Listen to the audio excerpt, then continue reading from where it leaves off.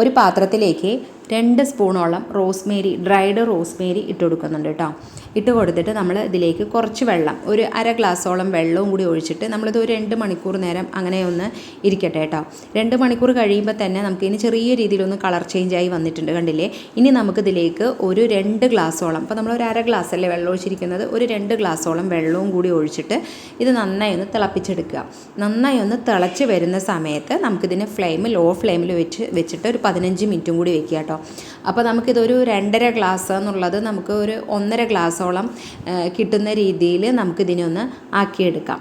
അപ്പോൾ ഇത് നല്ലപോലെ തന്നെ തിളച്ചപ്പോൾ തന്നെ ഒന്ന് തിളച്ച് കുറച്ച് സമയമായി കേട്ടോ. അപ്പോൾ അതിൻ്റെ കളറെല്ലാം തന്നെ നല്ല ചേഞ്ചായി വന്നിട്ടുണ്ട്. ഫ്ലെയിം ഓഫ് ആക്കി കൊടുക്കുക. നല്ലപോലെ ഒന്ന് ചൂടാറിയതിന് ശേഷം നമ്മളിതൊന്ന് അരിച്ചിട്ട് സ്പ്രേ ബോട്ടിലോ അല്ലെങ്കിൽ നമ്മൾ ജ്യൂസ് കുപ്പി എടുത്താലും മതിയാവും. അതിൻ്റെ അടപ്പിൽ ചെറിയൊരു ഹോളാക്കി കൊടുത്തിട്ട് നമ്മളിത് തലയിൽ അപ്ലൈ ചെയ്യുകയാണെങ്കിൽ മുടി നല്ലപോലെ തന്നെ വളരും കേട്ടോ.